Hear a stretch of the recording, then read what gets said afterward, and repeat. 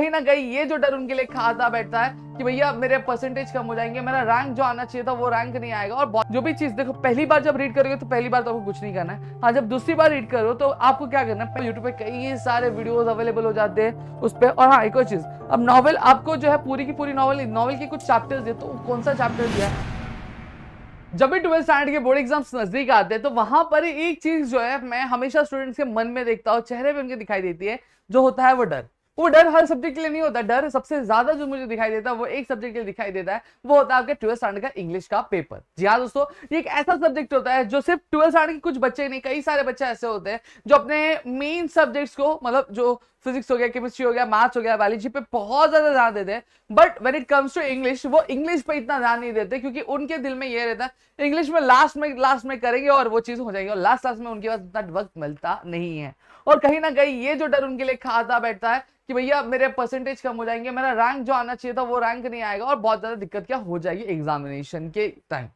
अब ये वीडियो किस लिए, ये वीडियो आपके लिए, क्योंकि मैं नहीं चाहता कि यही जो डर है, यही जो गलती है फिर से इस साल की जो 12th स्टैंडर्ड की बैच है वो रिपीट करे और बोर्ड एग्जामिनेशन के टाइम पे घबरा और जाके कहीं पे कमेंट करे कि सर इंग्लिश का करा दो, इंग्लिश की कुछ चीजें बता दो, कुछ इंपॉर्टेंट क्वेश्चन दे दो। ये चीज नहीं चाहता, तो इसलिए सारी चीजें हम स्टार्टिंग से आज क्या कवर करने वाले हैं। तो चलो एक एक करके चीजें शुरू करते हैं। सबसे पहली चीज अगर मैं बात करूं तो हम सभी से जानते हैं कि सिलेबस की पार्ट की अगर बात करूं तो सिलेबस में हमारे पास टोटल 8 चैप्टर्स है, पोएम 8 है, राइटिंग स्किल के 12 टॉपिक्स है, नॉवेल्स 4 है। ठीक है, अब यहाँ पे अगर मैं बात करूं पूरा कंप्लीट ब्रेकडाउन कहना चाहूँ तो प्रोज में कंप्लीटली मेरे पास 8 चैप्टर्स है। उन 8 चैप्टर्स को हमें बहुत ही अच्छी तरीके से रीड करना पड़ेगा, उनकी स्टोरी को समझना पड़ेगा, उनके कंटेंट को हमें समझना पड़ेगा। उसके साथ साथ हमें जो टेक्सुअल जो बैक साइड क्वेश्चन है उसको सॉल्व करने पड़ेंगे। फिर पोइट्री की अगर मैं बात करूं तो हमें अप्रिसिएशन, पोइटिक डिवाइसेस, फिर उसके बाद आपका जो पोयम है उसकी मीनिंग को हमें ब्रेक डाउन करना पड़ेगा। फिर राइटिंग स्किल में अगर बात करूं तो टोटल ऐसे 12 टॉपिक्स है, बट 12 में से मैं सजेस्ट करूंगा ये आपको अटेम्प्ट करने के लिए drafting virtual message, interview questions, movie review, speech, ये कुछ इंपॉर्टेंट है, मैं आपको बोलूंगा। नॉवेल्स की अगर बात करूं तो नॉवेल जब पढ़ रहे हो तो प्लॉट, कैरेक्टर, थीम्स, इवेंट्स पे आपको बहुत ज्यादा ध्यान क्या देना चाहिए। नेक्स्ट, अब स्टडी टाइमलाइन देखते हैं। अब स्टार्टिंग से ये महीने की शुरुआत करते हैं। जब मैं इस महीने की शुरुआत करता हूँ पहले 4 महीने में आपको प्रोज कवर करने में, पोएट्री कवर, नॉवेल, और साथ ही साथ आपको ग्रामर वाला पार्ट जो है कवर करने पे मेन फोकस रखना चाहिए। फिर उसके बाद राइटिंग स्किल की बात करूं तो राइटिंग स्किल मैंने बता दिया आपको, सारे 12 के 12 राइटिंग स्किल्स कवर करने की जरूरत नहीं है। In that just you need to cover only 4 topics, that is drafting of virtual message, interview question, speech writing और मूवी रिव्यू। फिर लास्ट में आपको क्या करना है, आपके जो लास्ट की जो महीने रहेगा 7वां और 8वां महीना रहेगा, वहां पे आपको पास्ट पेपर्स और मॉक टेस्ट देना है। ये बहुत ज्यादा इंपॉर्टेंट हो जाता है, क्योंकि जब आप पास्ट पेपर सॉल्व करते हो, जो मॉक टेस्ट देते हो, तो वो आपके अंदर एक अलग कॉन्फिडेंस लाता है, एक अलग लेवल की चीजें लेकर आता है। कई बार जो क्वेश्चंस होते हैं वो आपका पूरा एकदम गो थ्रू आपके दिमाग में हो जाता है, तो इसलिए पेपर सॉल्व करना बहुत ज्यादा जरूरी बन जाता है। फिर मास्टरिंग प्रोज, प्रोज को मास्टर कैसे करो, जब कभी भी आप चैप्टर्स को रीड मार रहे हो, उनके कंटेंट को रीड मार रहे हो, तो रीड मारते टाइम आपको एक चीज ध्यान रखनी है। जो भी चीज देखो, पहली बार जब रीड करोगे तो पहली बार तो आपको कुछ नहीं करना है। हाँ, जब दूसरी बार रीड करो तो आपको क्या करना है, पेंसिल से अंडरलाइन मारना है जो आपको इंपॉर्टेंट लगता है। फिर वापस से तीसरी बार रीड करो, तीसरी बार जब रीड करोगे तो आपको चीजें समझेंगे कि भैया क्या इंपॉर्टेंट क्या नहीं है। फिर तीसरी बार आपको हाईलाइटर से क्या करना है, उसको टिक मारना है। फिर उसके बाद आप सिर्फ रीड करने से नहीं होगा, आपको एग्जामिनेशन में आपको कॉम्प्रिहेंशन से आंसर ढूंढना पड़ेगा।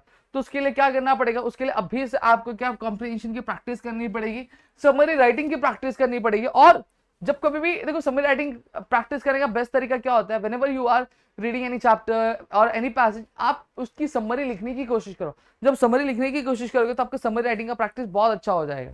फिर आता है कॉन्करिंग पोइट्री। अब पोइट्री को कैसे कवर करना है, पोइट्री में सीधी बात बोलो 8 पोएम्स है, 8 पोएम को पहले रीड कर लो 2 से 3 बार, उनके थीम और उनके टोन को समझ लो।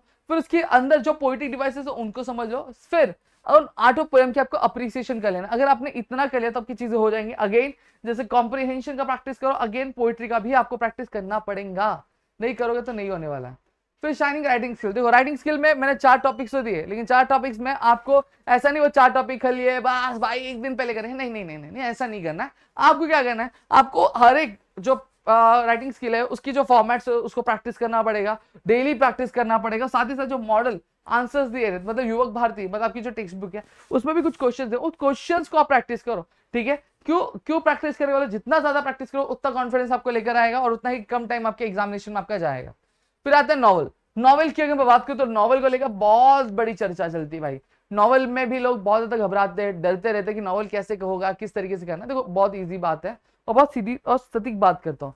जब कभी नॉवल प्रिपेयर करो तो सबसे पहले आपको उसकी कहानी समझनी पड़ेगी। जब कहानी समझ लोगे फिर उसके बाद उसकी थीम, कैरेक्टर्स, ये सब में जाने की कोशिश करना। सबसे पहली चीज आपको उसकी कहानी समझने में फोकस करना। अब कहानी समझेगा कैसे? अब यूट्यूब पे हो, यूट्यूब पे कई सारे वीडियोस अवेलेबल हो जाते हैं उस पे। और हाँ, एक और चीज, अब नॉवल आपको जो है पूरी की पूरी नॉवल, नॉवल के कुछ चैप्टर्स दिए तो कौन सा चैप्टर दिया है ये चीज आपको पता होनी चाहिए। समझ में आ गया? फिर लास्ट में क्या था? Practice theme, character based question. और लास्ट में आपको क्या करना है? आपको उसके भी क्वेश्चन जो है प्रैक्टिस क्या करने आनी चाहिए। और लास्ट में मेरा सजेशन यही रहेगा कि भैया पेपर प्रैक्टिस जरूर करना, कम से कम 10 पास्ट के पेपर प्रैक्टिस जरूर करना। कर लिए तो आपका काम हो जाएगा, आपकी चीजें हो जाएंगी। ठीक है, तो मेरे ख्याल से आपको यहाँ पे चीजें क्लियर हो गई हो, समझ में आ गई हो। तो चलो मिलते हैं हमारे अगली वीडियो में, तब तक के लिए घर पे रहो सुरक्षित, अपना ध्यान रखना दोस्तों। जय हिंद दोस्तों।